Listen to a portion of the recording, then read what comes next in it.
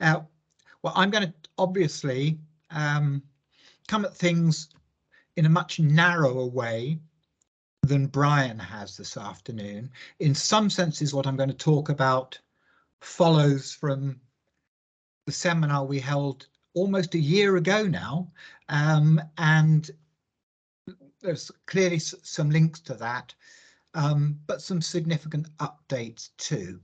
I should say that in presenting a commentary on enhancing the role of the SENCo this afternoon, and with particular reference to updating legislation and policy to, I quote the Green Paper, SEND review, improve the level of expertise and leadership amongst SENCos. I am coming at this from a personal perspective. I have long been involved in the provision of the National Award for SEN Coordination and have an affiliation to the leading learning group that helps coordinate some of that activity across the country, but also chair the National E-Community SENCo Forum. And at a more individual level, I lobby government in various ways on SENCo matters. But what I'm coming at this afternoon is my take. So I take responsibility for any errors in what I have to say, or anything misguided I might have to say. And I had wanted this afternoon to comment on wider workforce reforms in relation to SEND, but actually I've decided, because of time, to focus exclusively on special educational needs coordination, but to note that in my view nothing has changed in the past year with regard to policy on workforce reform in relation to special educational needs and disability, by which I mean that I don't think the overall workforce planning reforms are coherent or adequate. But I'm not going to dwell on that any further, though I'd be happy to take questions on it or respond to queries online, etc. The last thing to say by way of introduction is that Brian importantly noted for us that the issues to do with legislative change kind of been pushed down the road somewhat to 2, 3, possibly further away. But that does not mean that government is not already planning particular changes that don't require primary legislation, and issues to do with the role of the SENCo and professional development are a case in point. Next slide, please, Jerry. Contextually, of course, let's just remember that changes to the role of the SENCo in terms of professional development were first set out in the now defunct Opportunity for All white paper published March 2022, when it was made clear that the government intended to place professional development for SENCos within a mainstream framework associated with the so-called golden thread of teacher development. The shortly thereafter published SEND Review Green Paper added a little bit of flesh to the bones of that argument, and the government also indicated that it was going to ask a couple of questions of Joanne Public about whether that was the right direction to be moving in with regard to SENCo professional development. And then more recently, we've had the SEND and Alternative Provision Improvement Plan, and it is where I'm going to come at some of the changes that look as though they are definitively going to take place in the next year or two with regard to SENCos. Next, please, Jerry. Right. If we look at the improvement plan, the key chapter is chapter 5, and in particular, the section on skilled workforce, pages 52 to 69, and then paragraphs 19 to 23 focus explicitly on special educational needs coordinators and the importance of, I quote, equipping SENCos to shape their school's approach through a new NPQ national professional qualification. Next, please, Jerry. And this is precisely what the paragraphs say. So section 19 refers to the vital role of the SENCO in setting the direction of SEND policy development, etc., working as a coordinator, advisor on the graduated approach, etc. And the government indicates that it wants to invest in training, by which actually it means build on that which is already in place. Returning to that in just a moment, with a particular emphasis on the work that they do with colleagues, and perhaps more narrowly conceived on focusing on the improved attainment of children and young people. Currently, we know that special educational needs coordinators must complete the mandatory award, the National Award for SEN Coordination, within 3 years of taking the role. I hasten to add here that that is not monitored at government or other levels in any formal way, shape or form. That's the current circumstance, and the government now intends that the new qualification that it intends to progress will provide skills for the role and aligns with the wider teacher training reforms, the so-called golden thread that I alluded to already, referencing the now defunct white paper. And the new programme is also intended to be consistent, i.e. integrated within an NPQ framework, and implicit in that comment, I think, is the view that perhaps the national award has not been delivered as consistently as it should have been. I'll return to that in a moment or two. There's also an indication that the government wants to strengthen the mandatory time frame requirement in which a qualification must be undertaken.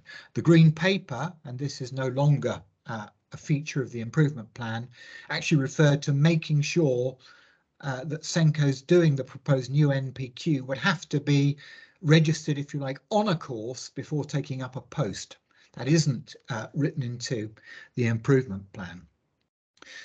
As noted, the government said it was going to consult on whether moving forward with replacing the national award with an NPQ was the right way to go.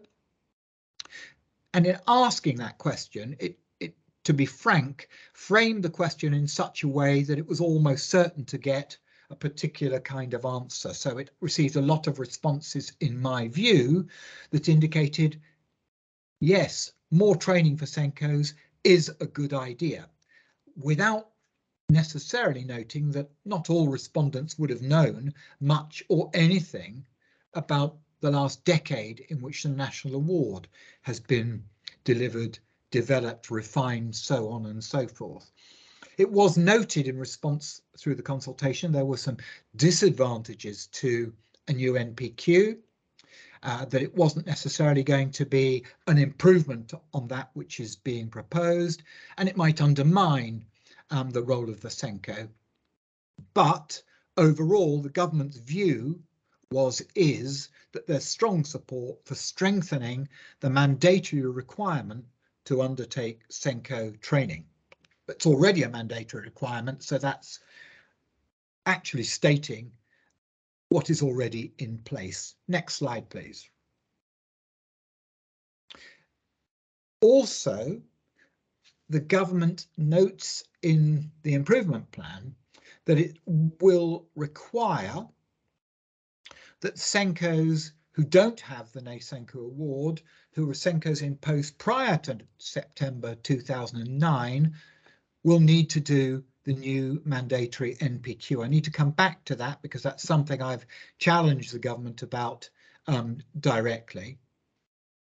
And the intention is that the NPQ will be high quality and provide knowledge, practical skills and leadership expertise needed for the role.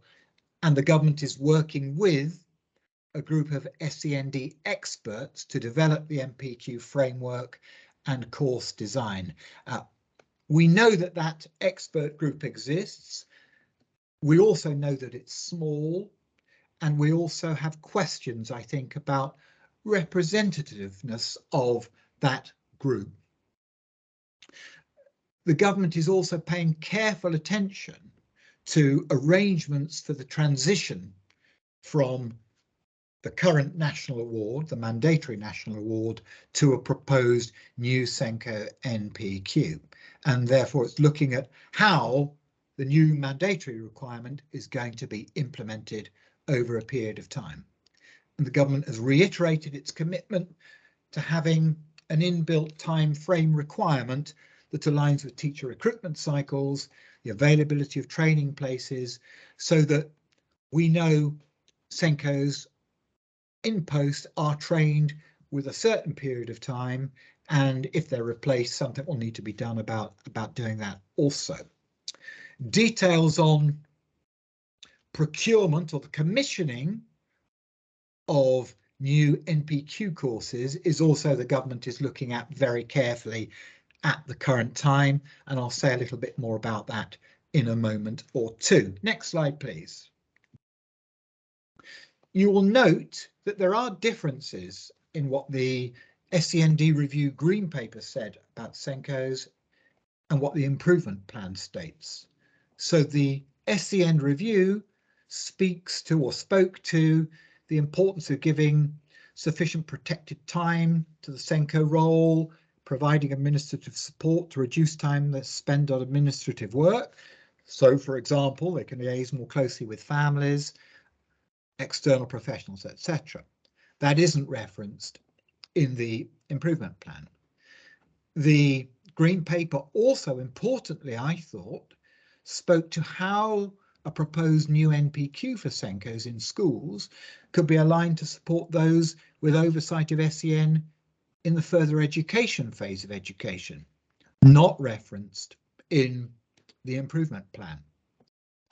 And the SEND review refers to the relationship between the SEND governor and the SENCo, not mentioned in the updated improvement plan.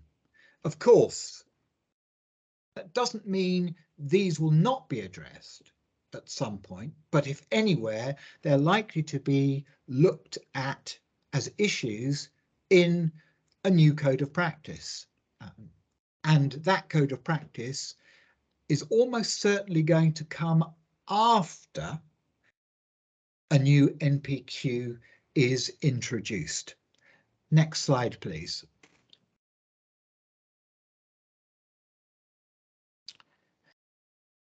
And here I'm going to, I hope this doesn't sound too rude, but I've got to say that development work pertaining to the role of the SENCo has actually been in progress for a period of time within the Department for Education.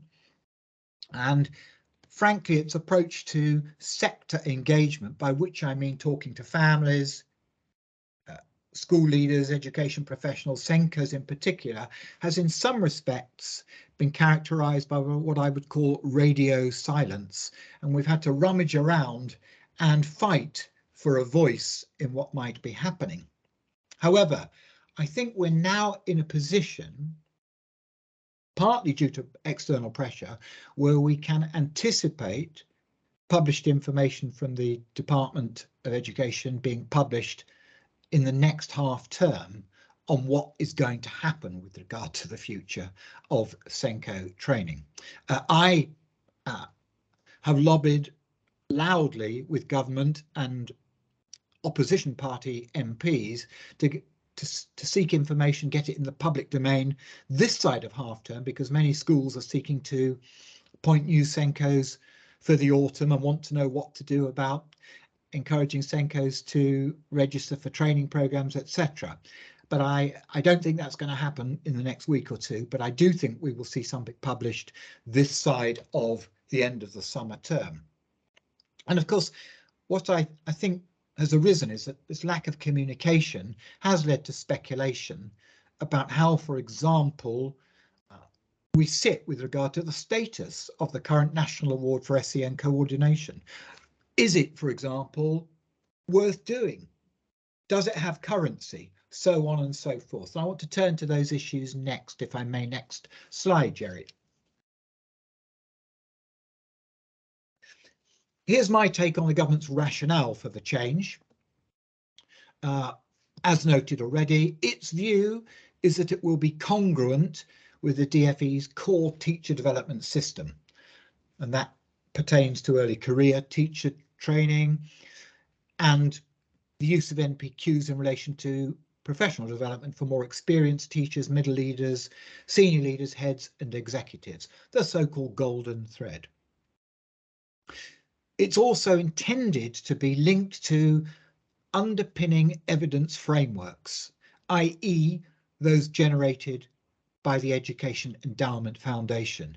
I've used the term frameworks there, quoting the government itself, but it would probably be more accurate to use the word framework, because I think a fairly singular view of what counts as evidence underpins thinking about the benefits of an NPQ, and I will, in my last slide, comment on that. As noted already, I think the intention is that the NPQ will be more practical than the National Award for Special Educational Needs Coordination is perceived as being, more so than that which is present already, and that the programme will be less subject to variation. And this kind of government line has to do, frankly, with the way that it has chosen to cherry pick evidence about the efficacy or otherwise of the National Award for SEN Coordination. It's chosen to look at particular research in particular ways and to read it in ways that suit policy intentions rather than in the round. And I refer in particular to research undertaken by published by the University of Plymouth in 2017 on the National Award, and more recently Ask Research's review of views of SENCos on the National Award, published just last year in 2022. The government's view, just to be clear, that I've heard this said by the Minister for Children and Families, Claire Coutinho, on 2 occasions, when I've asked or others have asked, the programme will be funded, the Minister has stated, but I'll come back to that, because will be funded can be interpreted in more than one way.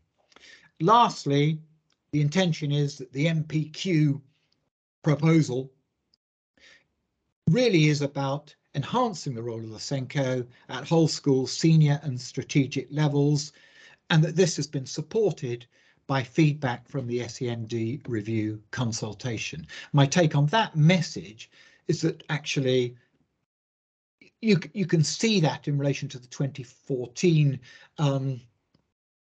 reforms, the 2015 Code of Practice, and indeed in relation to 2 previous codes of practice in 1994 and 2001. In other words, what I'm getting at here is that the content or the rationale for the mandatory leadership SENCO NPQ is questionable and illustrates for us how government policy formulation and implementation is actually driven as much by argument or strength of argument and the nature of influence as it is by evidence. Evidence is approached in one particular way by the government in trying to push the National Professional Qualification. Next slide, please.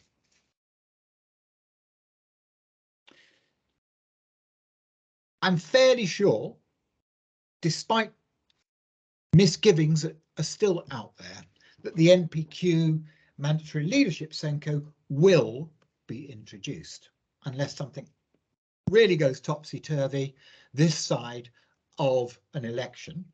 It's possible that something under a new government could change, but I think efforts are being made to get this up and running sooner rather than later, so that it's in place prior to whoever is running the Department for Education in a year or two's time. We think it will be introduced in 2024, and we think that the programme will commence in the autumn term, October, and perhaps be running to 2 cohorts a year. As the future mandatory qualification, it will, following a period of transition, replace the current national award. But that does not mean the national award and anybody taking it has that qualification, if you like, made invalid by doing the SENCo rather than not doing the SENCo and waiting to undertake an NPQ.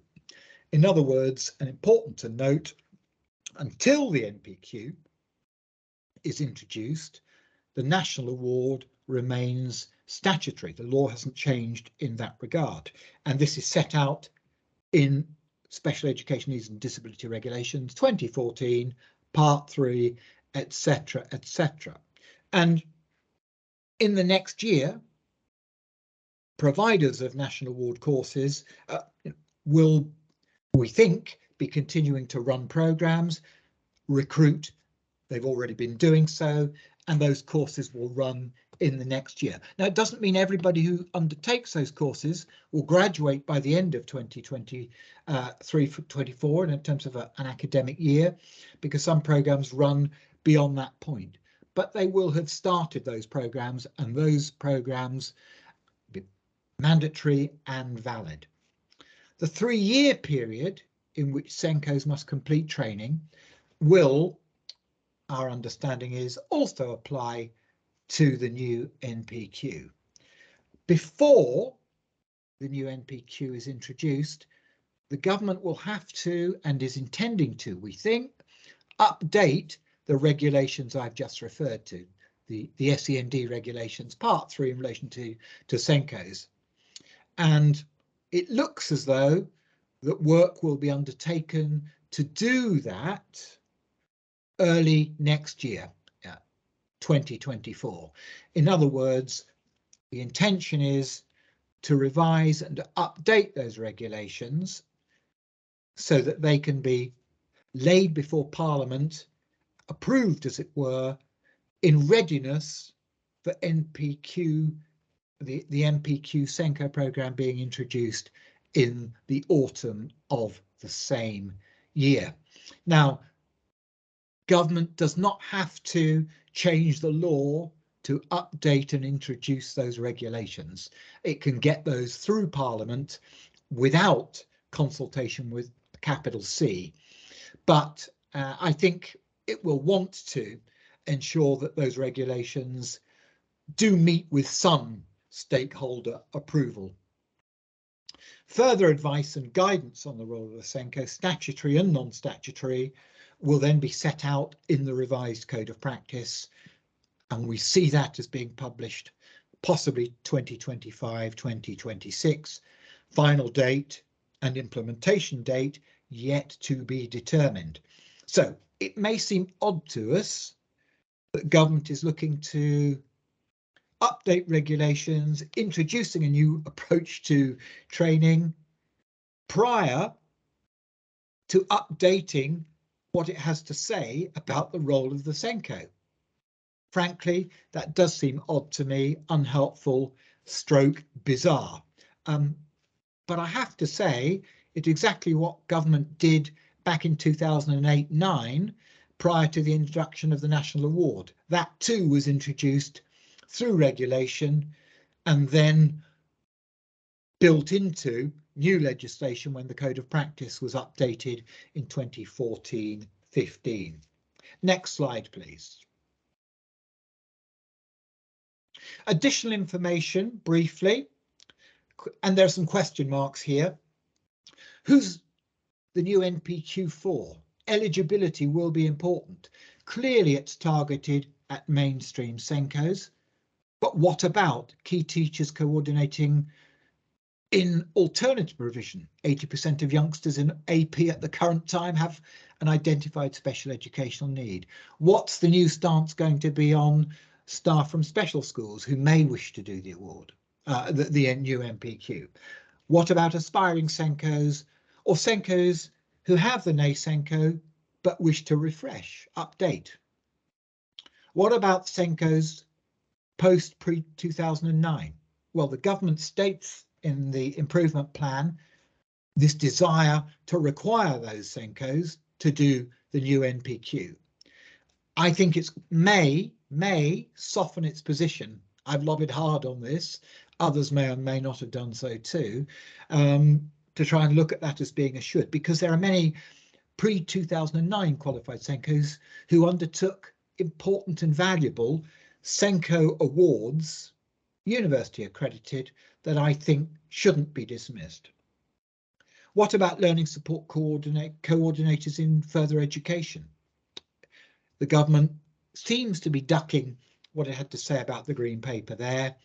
With regard to early years SENCos and SEND leadership, it looks to be coming at that through other means with an early years emphasis. It's gone silent on introducing a SENCo apprenticeship route to NPQ qualification. That may raise its head at some point in the future. We don't know. And I'm expressing just a little bit of disquiet, not with a capital D, because I've just picked up one or two comments in conversations with people engaging with the Department for Education about how far and if qualified teacher status is important with regard to SENCo. So little alarm bell ringing there. I hope nothing untoward comes to fruition, but I note it. There are questions around the level and duration of the programme.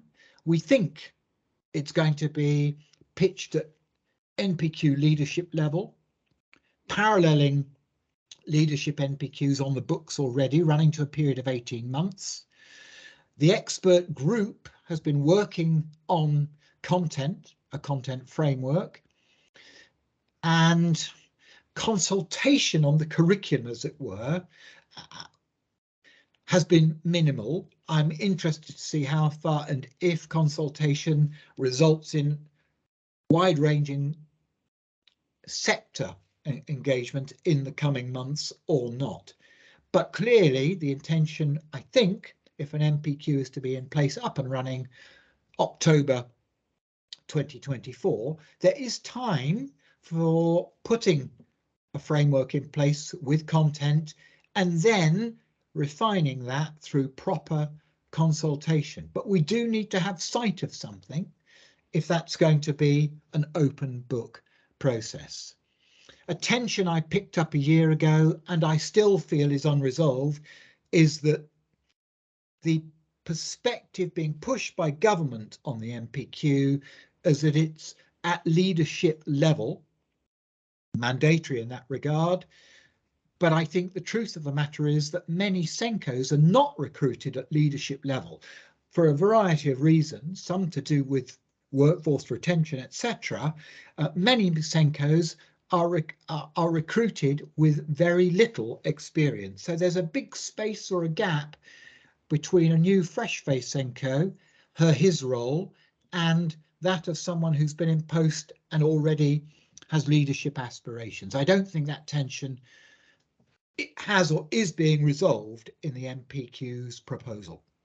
Lastly, I think the NPQ size, how big a programme is it, begs questions about just how much can be squeezed into a programme in a small period of time with a smaller number of hours than the SENCo programme, and how much time is there likely to be for genuine professional reflection and reflexivity. Next slide, please.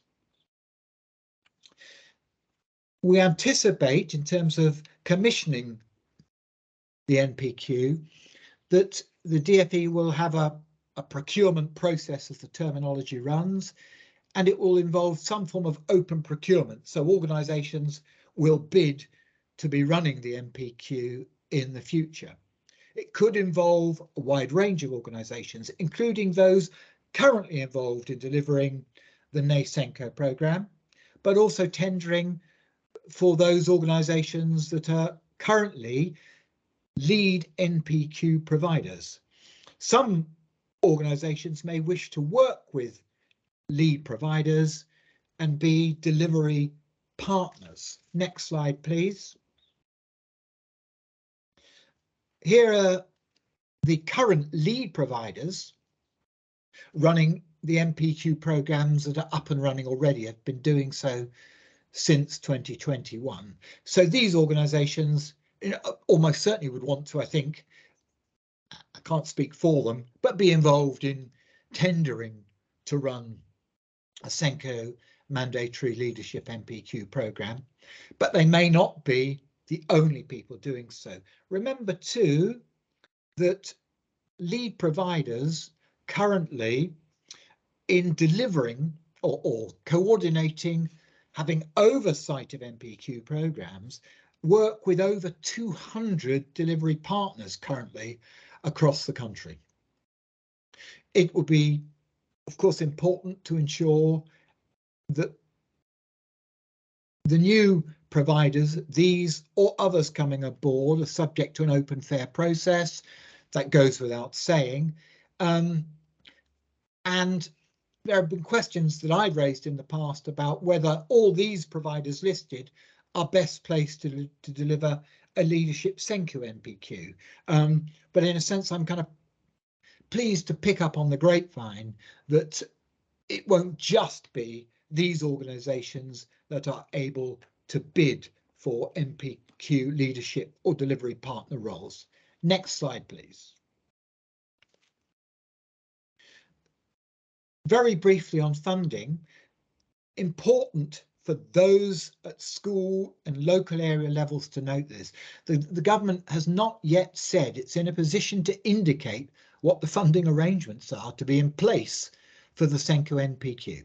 The whole NPQ programme needs to be reviewed next year in the spring, and until we have more news, we actually don't know how and if programmes will be funded beyond 2024. Although, as I've noted, the Minister, Claire Coutinho, has said the SENCo programme will be funded.